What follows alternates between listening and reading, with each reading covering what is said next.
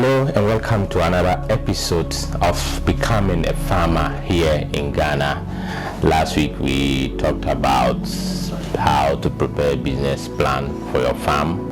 We mentioned some key elements in that particular episode.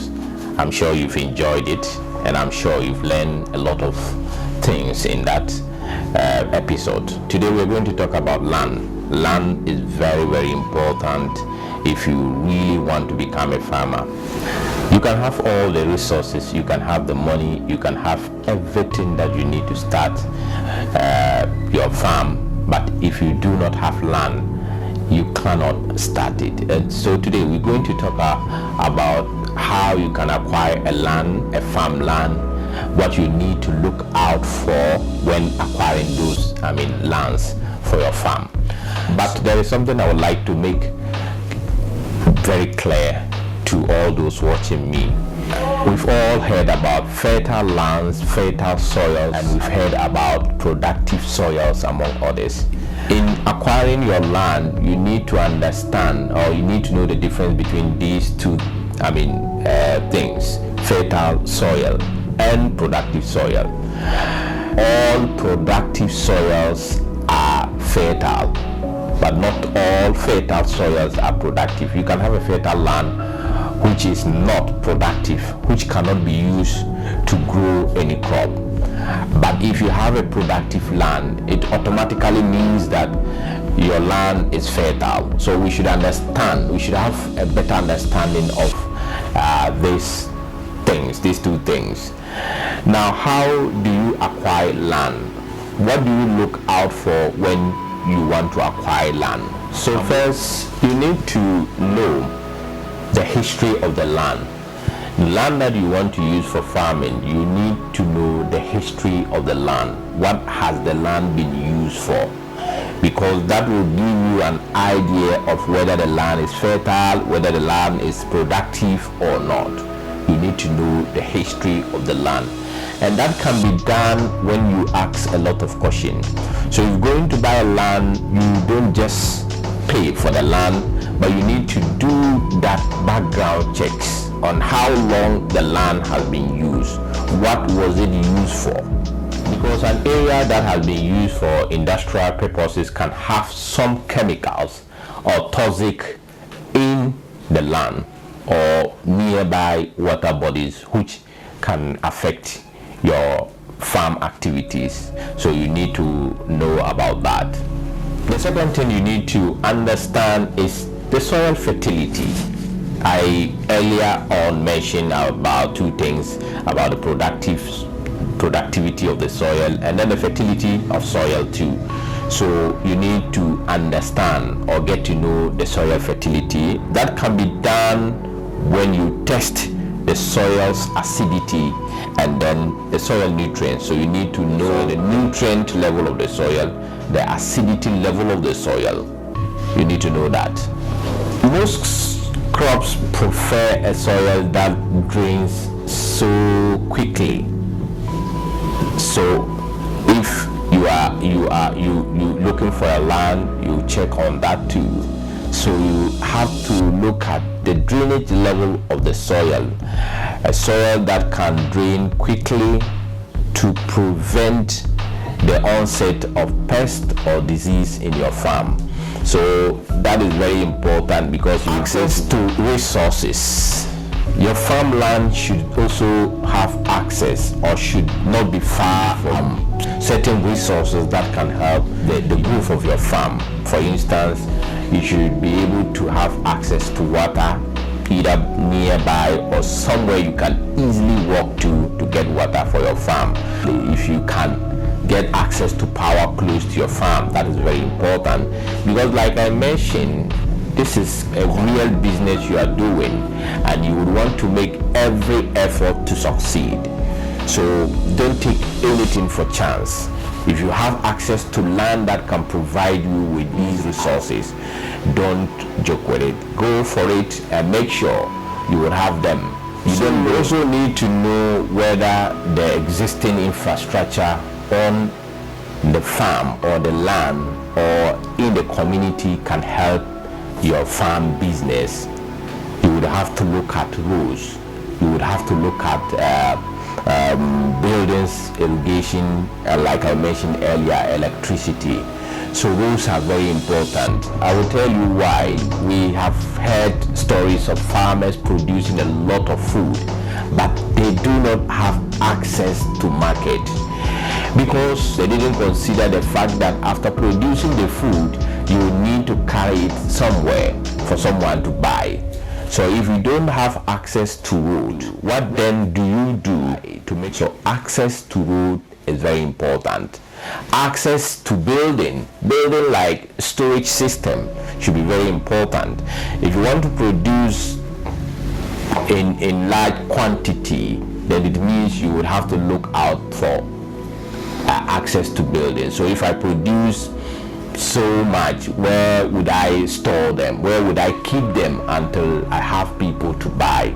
It's very important. So you should think about these things whilst you search for your land. Even when they give you the land or somebody introduces a land to you, you need to find out whether there is access to road from your farm. If there is no access to road, what else can I do to make sure that when I produce, I would have all my farm produce out of the farm to avoid post-harvest losses? The distance between your farm and wherever you want to store your food, how long would you travel? So you need to know that, so that you might end up producing a lot of food, making a lot of profit, but all your profit would be actually pumped into some of these things, because you would have to travel from a long distance to be able to sell your farm produce. And so in getting transport, getting people to load whatever you want to send to the market or whoever wants to buy it, it comes with costs. You would have to get people to pay you twice or thrice depending on where you are going. But if you know that you have access, you are close to market, people can easily come to your farm and buy, you will definitely cut down the costs involved, and you would make probably double profit of your farm produce. I mentioned earlier about water, getting access to resources like water. I mean, the existing infrastructure on the land you want to buy. You could also look at the irrigation. Is it possible for you to create some irrigation system? It could be a simple irrigation system. It could be something that you can easily create for yourself. Do you have a place that you can do that? You look out for some of these things. I mean, it will help when you have them.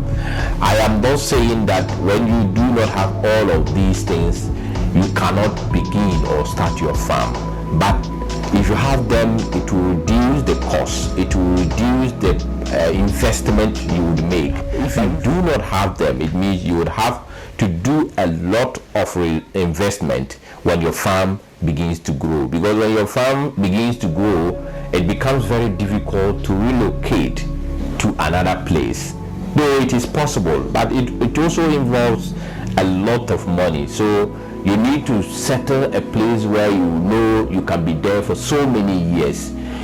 And when you want to expand, you can easily do it elsewhere, or to establish another farm elsewhere, not necessarily moving everything on your current or your existing farm to a different place.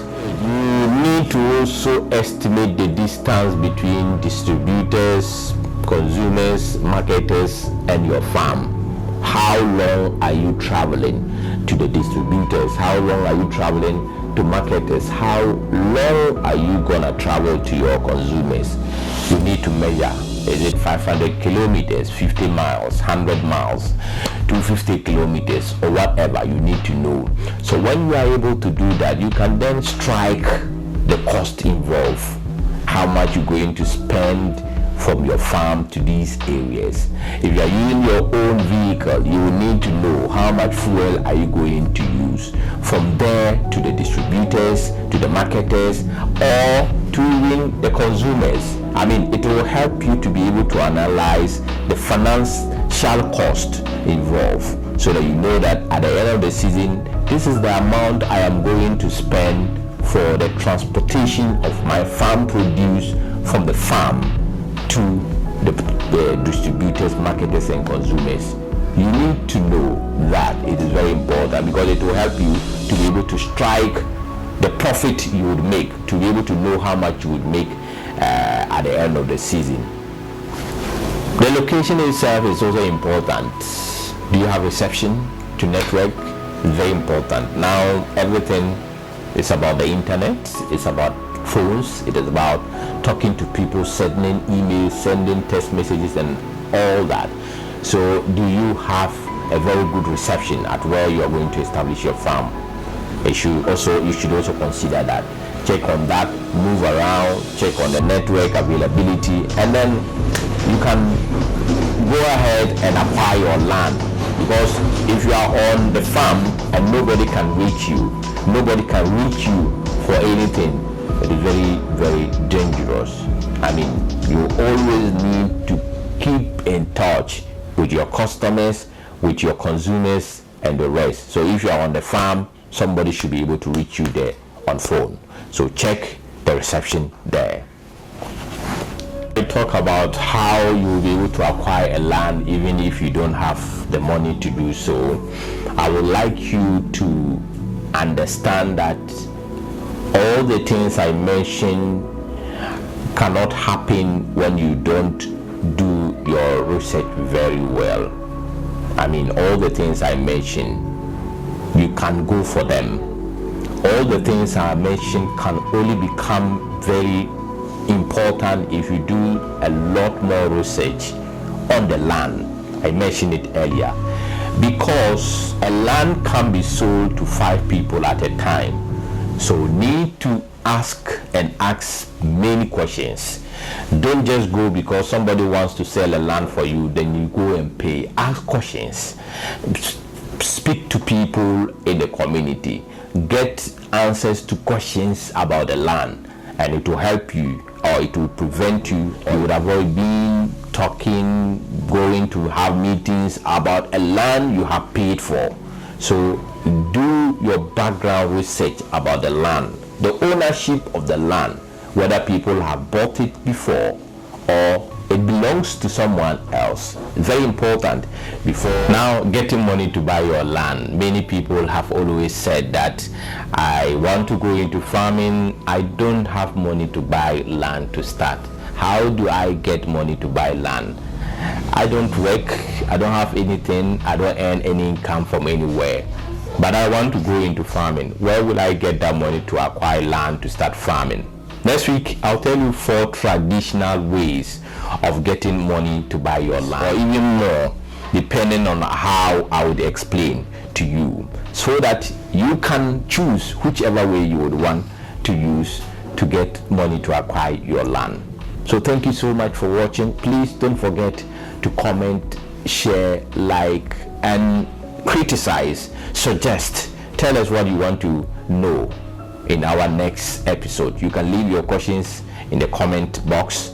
I would attend to them, or I'll address them in the next episode. Thank you so much for watching, and don't forget to also go to YouTube and subscribe to TNR24 so that you can get more of these presentations. Thank you so much. Goodbye.